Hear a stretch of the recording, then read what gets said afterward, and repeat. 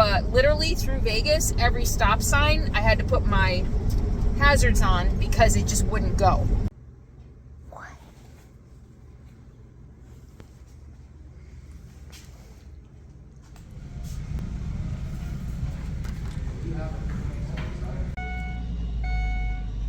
Bad news, it's finally my transmission. There ain't nobody gonna do it for you. You got to find your own. I made it to my destination, my home base, where I had to get to pretty quick. That's why I left New York when I did and travel across country when it wasn't optimal, and got here. It's still 100 degrees, didn't want to be here. But I had to be, and the goal was to come in, take care of some things, and immediately head to higher elevation where it's not 100 degrees. However, and this was several days ago, I literally limped into town. Coming into Vegas, I thought my RV wasn't gonna make it. I noticed it a couple hours before I got to Vegas. It was kind of jerking a little bit here and there. And whenever I had to slow down, it didn't want to go. Once it got up to 45, 50 miles an hour, it went, like coming over the pass out of Vegas, it was fine. But literally through Vegas, every stop sign, I had to put my hazards on because it just wouldn't go. I mean, it just didn't want to go. And smelling coolant. And I've been smelling coolant on and off for a little while. Didn't know what it meant until this happened and started doing the research.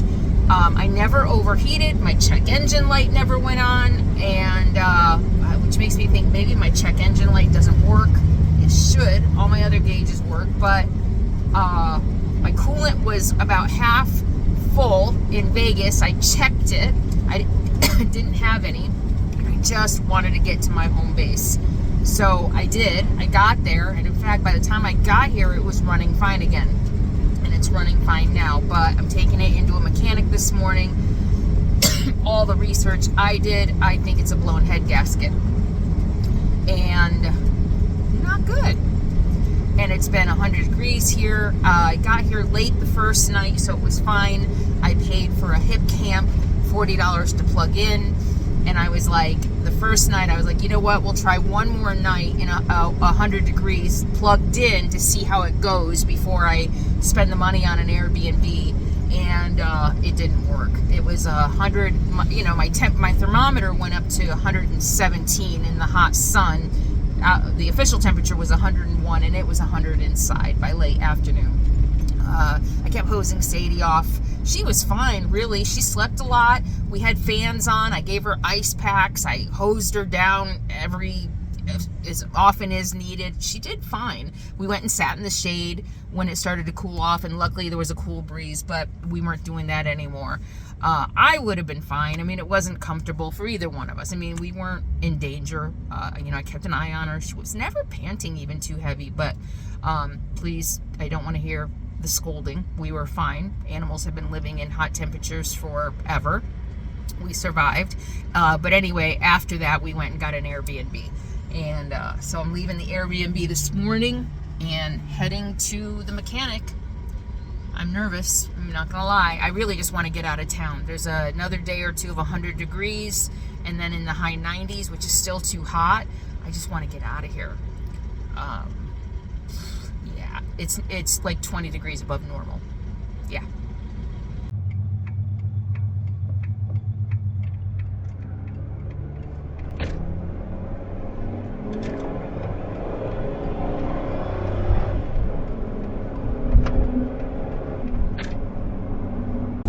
And it's running fine right now. I had to drive like 15 miles from the hip camp to the Airbnb, and it drove fine, and it's driving fine now. So it drives fine until it's hot, is what it seems, which makes me think the head gasket and the pressure that builds up when it's hot.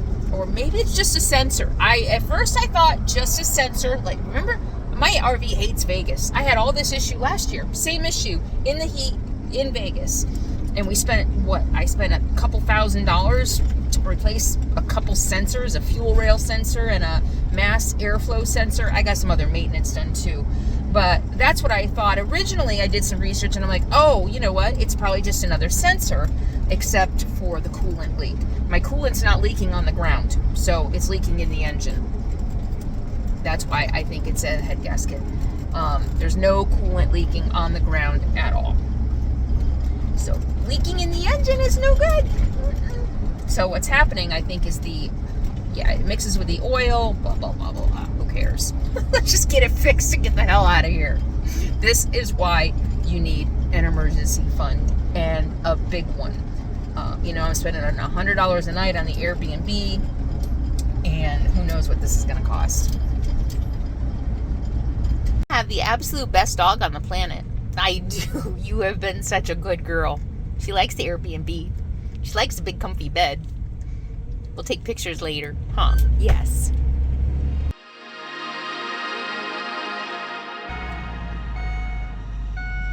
So, boy, I thought I was over the whole, wanting to cry. Good news is it's not my head gasket. Bad news, it's finally my transmission. Not good. I mean, bad news. That's the bad news. I was really hoping it was a head gasket. He said my transmission is overheating. Well, unfortunately, I kept talking but turned off the camera. So I didn't get to finish telling you what the first mechanic, Rod Paulson, told me. He told me that my oil, it was completely clean and fine, that there was no coolant in my oil, which means that I didn't have a blown head gasket. He also told me, even though he said my transmission was overheating, I think a code threw off that it was overheating, but he said that my transmission fluid didn't smell burnt, which is very strange. But he said I needed a new transmission. I drove away from the shop. He was like, you need a new transmission, and we don't do transmissions. So they were super nice. They gave me a lot of transmission places to check out, including the one that I went to and a couple in Vegas. I didn't want to go to Vegas, but at this point I thought I needed a new transmission. And so for the next couple of days I spent a lot of brain time debating, do I put the money into the RV, $5,000 to $7,000? Do I go ahead and pay for that, or should I just go ahead and bite the bullet and buy a new RV and finance? So that's what I was toiling over for the next couple of days. So, but stay tuned. Did you find something that's very scary? What is it? What is it?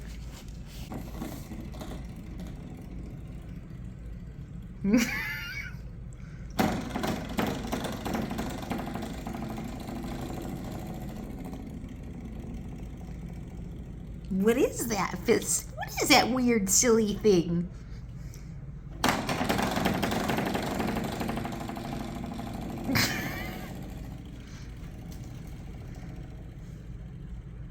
What is that silly thing? Well, I've definitely been through my share of RV breakdowns and trials and tribulations. But you know what? There's one thing in my life that has never let me down, and that is my Bluetti portable power stations. And in fact, as the sponsor of today's video, I'm excited to tell you about their newest innovation.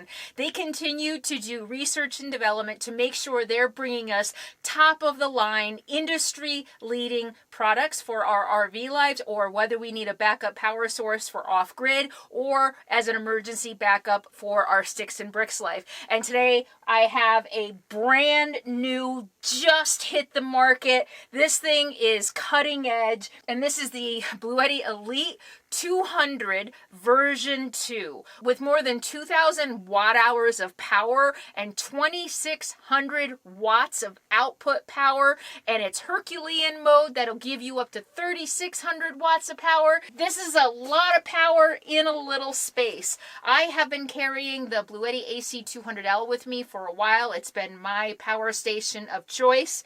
This is going to replace it. Not only does it have more power, but it's smaller, it takes up less space, and it's about 10 pounds lighter than the version that I have been carrying around with me for a while. So it's compact, it's lightweight, and it packs a punch when it comes to power. It's got a lot of AC DC outlets, so you can charge up to 9 things at once. And with all the comprehensive upgrades on hardware and software, including the world's first portable power station using LFP cells, which are LiFePO4 cells in the battery, these are known for having longer life, higher energy density, which gives more power in a smaller space, and the ability to perform in adverse conditions. So this is going to be your go-to power source in all kinds of different scenarios and different weather conditions. And this newest, latest LiFePO4 technology gives you a whopping 6,000 life cycles. That's 100% more than the previous version. That means you're going to get a 17-year lifespan out of the Bluetti Elite 200. And like all the Bluetti portable power stations, when you plug it into shore power, plug it into your house, it's going to charge super fast, going from 0 to 80% in 45 minutes. And it's got multiple ways to charge it, just like all the portable power stations, including solar, AC, and your cigarette lighter. And guess what? Bluetti has another amazing product. They have a brand new DC to DC charger called the Bluetti Charger 1, which means you can charge any power station. It doesn't have to be a Bluetti, off your battery while you're driving, and it's going to charge 6 times faster than just plugging it into your cigarette lighter. So I tested it out the other day. And I love it. Used to be like you plug it into the cigarette lighter, it's not even worth it. It'll take like 25 hours to charge. But now it's 6 times faster. So you literally can just go ahead and plug it in and charge it while you're driving around. The charger was really easy to install. I installed it myself. It's got built-in safety features so that your car battery stays safe, your portable power station stays safe, and it even has an automatic shut-off. So if you have it plugged in, don't worry about forgetting to turn it off and draining your battery. After 30 minutes of stopping the engine, it will turn off by itself. So it's got a really good fan on it so it won't overheat, so it'll be really safe, and it'll help you keep all of your portable power stations charged up and ready to go whenever you need them. And Black Friday is right around the corner, and Bluetti is already gearing up. So check the links in the video description below and use my discount code for extra savings on your brand new Bluetti 200 Elite version 2. So go ahead and check the link in the video description below and start saving today and never run out of power ever again. Thank you, Bluetti, for being the one reliable thing in my life. So let's go see what's wrong with my RV.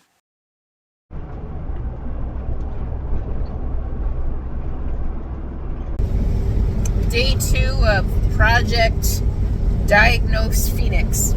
Phoenix is the name of my RV, if you don't know that. I don't use it very often, because every time I say it, people think I'm talking about Phoenix, Arizona.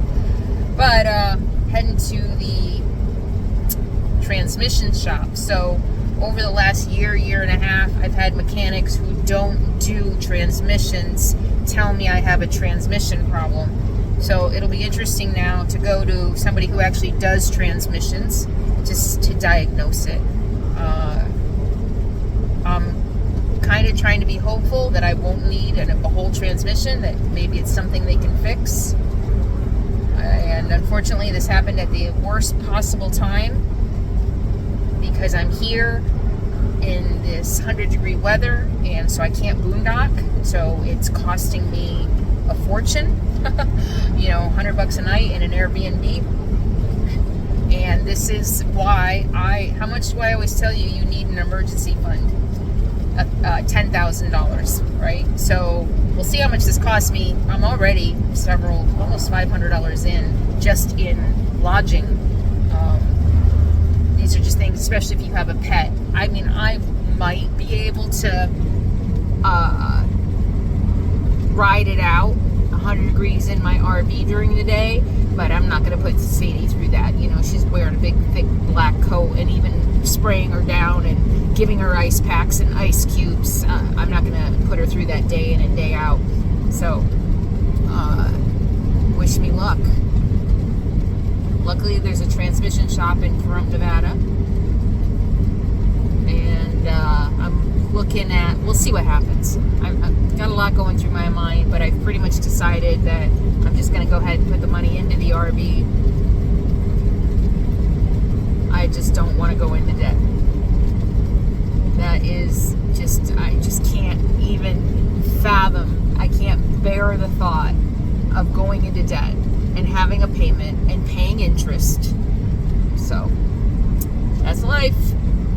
We do the best we can with what we've got, and we move forward.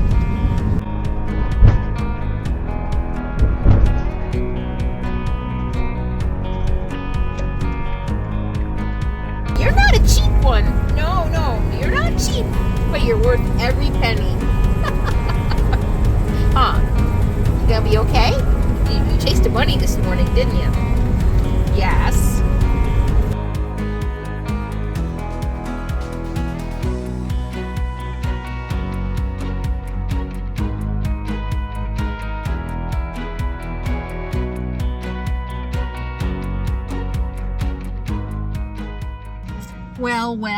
Well. There is nothing wrong with my transmission. Guess what it was? An unplugged sensor. It's always a sensor. So for $49 for the diagnostic and plugging the speed sensor back in, it's good as new. So I gotta get out of here. I'll fill you in a minute. But he said I should probably get my transmission fluid changed. He said at least every year, so I went ahead and did that. Got an oil change, got my fuel filter changed, and he had to order parts for that. So it's the end of the day now. It's later. Several hours have passed since you saw me last. When I left, and I should have filmed right away because I was so happy. I was like dancing around that it's not my transmission. I knew it wasn't my transmission. I keep telling people it's not my transmission, damn it. Every mechanic for a year and a half, oh, your transmission. Finally took it to a transmission guy, and he's like, it's not your transmission. In fact, he said, my RV is in really, really good condition, the chassis part. He said it's clean, all the hoses, all the belts. He said it looks really good. And he said, your transmission's not going to go. You're fine. So, I got the fuel filter changed, all that stuff that I need to do pretty regularly. And then while he ordered parts, I had to wait a couple hours, so I just went and drove around. I drove it to Tacoma and back, and it's hot, and I drove it pretty hard. Okay, yeah, this is really weird. I think I lost some footage. So what happened is I went in the morning, and literally like within a half hour, I was in and out. He was just like, yeah, come here, look. And he showed me a picture of, he'd gone underneath. He hooked up his diagnostic, and there was a reading that showed no power or nothing, which made him go and look at my speed sensor, and my speed sensor, which sits on top of the, I think the transmission, but it sits on top of it, has nothing to do with the transmission. It was completely unplugged, and that was causing all the issues. It's always a sensor with this RV. It's so funny. So he said, yeah, you're good to go. He said, yeah, but for regular maintenance, you might want to go ahead and do a transmission fluid change and all of that stuff. So I was like, you know what? This guy was great. Let's give him the business, and I probably need to get it done anyway. So while he had to wait for parts, he told me to come back in a couple hours to wait for parts to get. I was like, you know what? I'm not driving 3 hours out of town.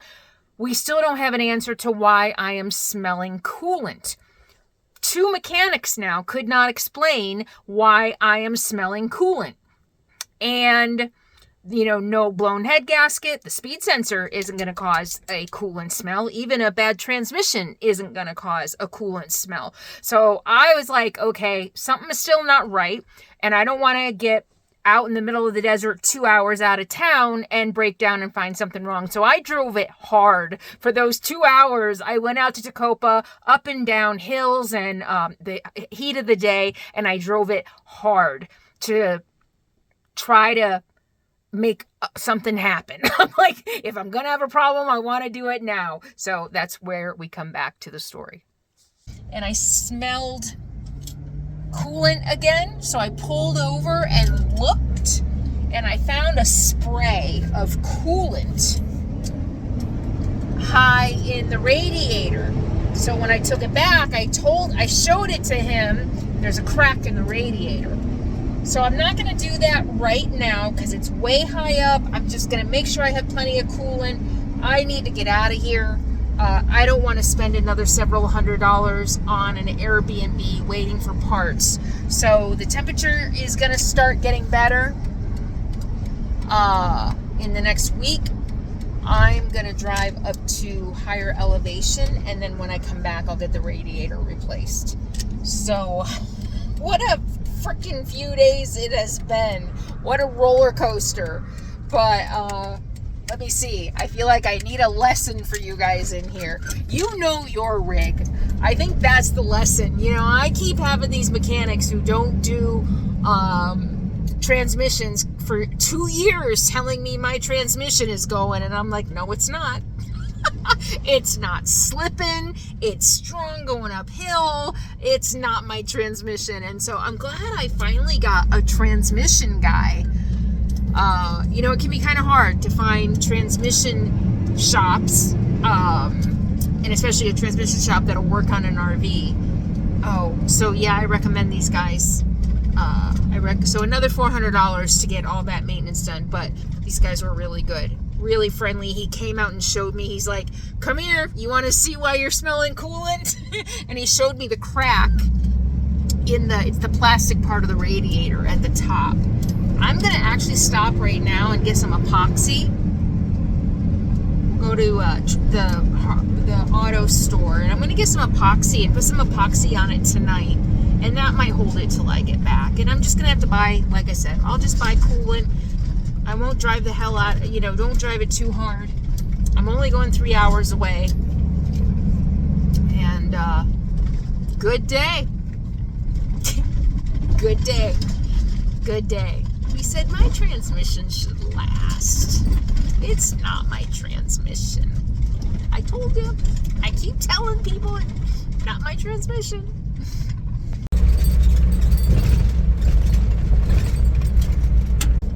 So yeah, that's my advice. Like, you know your vehicle. You drive it all the time. You hear it. Especially, I've been living in this 7 years now. You know, and I'm old enough that I've driven enough cars and that I've learned a few things over the years, and I trusted my gut. You know, I've always said I have kind of like a mental block when it comes to like mechanics and like wanting to trust them, but sometimes it takes your input and really getting a mechanic who will listen to you and talk through and troubleshoot. And luckily, my last couple of experiences with mechanics, I've had that. So, yeah, good outcome. I don't need a freaking transmission. Yay! All right, AutoZone. I want to get some epoxy to put on that crack and some more. I'm going to go ahead and get some more coolant. You want to go with me?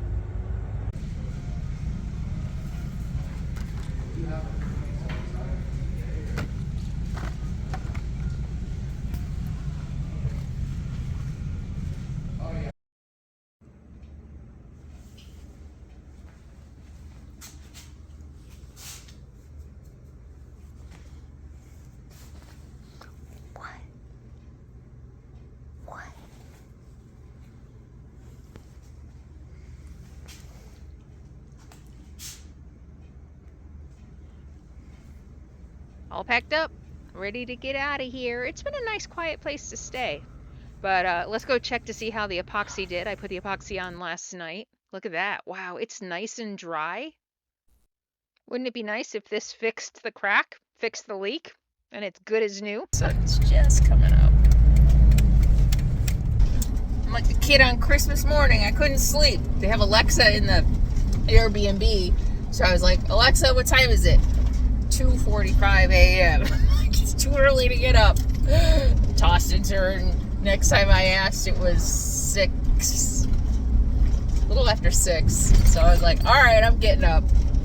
I'm just ready to hit wide open spaces to be back to my natural habitat. I have to stop at Albertsons first. It's 7 o'clock now. and had to, you know, pack up and clean the Airbnb and did all my dishes and everything last night. But it feels good. I was chomping at the bit. The first, you walk into the Airbnb, the first hour, it's like, oh, this is nice, you know. And there's a little bit of a tug of what would it be like to go back to a traditional life, and literally, like, by that night, I'm kind of like, yeah, no. And I was there 4 nights, and I'm feeling like a caged animal. So I'm excited about heading. I have a spot up in the Tonopah area-ish that I stayed at a few years ago. I think I only stayed 1 night because I didn't have a cell signal, and it's still not on Overlander, so I'm really excited. I was the only one out there. It's really remote, so I've been thinking about that spot a lot. That's where I want to go, higher elevation, so I'm excited. I'm excited about going back to my life. And, you know, every time I left, I had to open a gate. So I was constantly in a gate. I was in a box. A lot of people argue I live in a box in my RV. And it's true, but my box takes me to big, wide open spaces where I can just step out my door and have nature and beauty and no cages and no boxes. So I was in a box behind the cage. You know, we go for a walk and there's fences and streets, and I mean, I've been doing this a long time, and I used to joke that I'm feral. I think one of you, gosh, was it TD Hawk? No, one of you, a friendly, said you're feral now, and you know, didn't mean it in a bad way, and I've been kind of like owning that. A couple of years ago, somebody was like, yeah, you're feral, and I'm like, you know what, that worked, that fits. I kind of am. This life changes you when you've been doing it the way I do it for so long. And we'll talk more about it later because I'm driving. I don't want to get too deep into it now, but looking around and being in that and the trappings of our modern life just become really crystal clear. But we'll talk more about that later, maybe. I gotta stop at Albertsons, pick up some groceries, and then I'm good for probably 10, 14 days. And I did epoxy the crack last night in my radiator. You know, I was a little self-conscious about doing the work in their driveway, so I just kind of did it quick, topped off my coolant, and you know, even if the epoxy doesn't hold, I have extra. It said it sets in 5 minutes and cures in an hour. So, and it was 39,000 psi. I wanted to get the most pressure, you know, so that it would withstand the most pressure. And I looked it up last night, and they said a radiator is only like 20 psi. That's less than my tires, which seems that, you know, you hear the pressure coming out of the radiator. I find that hard to believe, but I think 39,000 will cover whatever it is. So hopefully it'll hold until I get back. And if not, you know, I'm just going to keep an eye on it. Part of the reason I wanted to get out so early is to drive into the cooler temperatures. It is going to be cooler today. I think it's only going to be like 98 degrees here today. It's going to be 80 something up in the mountains. So fingers crossed. My only concern really about the crack is if it gets worse while I'm driving. So I don't want to push it. I'm gonna have to be really careful because the pressure could make the crack worse. And I don't want to have to deal with it on the road. But all right. Make sure you tune in next Sunday to find out whether I make it 3 hours up to Tonopah without overheating or having to call a tow truck, and also to see the gorgeous spot up north I eventually ended up camping at for a while. If you like my content, be sure to make sure you're subscribed to my channel so you never miss a video. I put out a video at least every week for the most part. I take a week off here and there, but I've been putting videos up every week for more than 8 years. So make sure you're subscribed. Make sure you hit the bell for notifications. Just because you think you're subscribed, go ahead and double check, because YouTube always unsubscribe people for some strange reason. So thank you so much for being here. I appreciate each and every one of you, whether you're brand new or you've been with me since the beginning. It means the world to me that you're here, and I will see you next week. In the meantime, be happy, be free, and be kind. Or be a bitch if you need. You know. If you know, you know. Bye.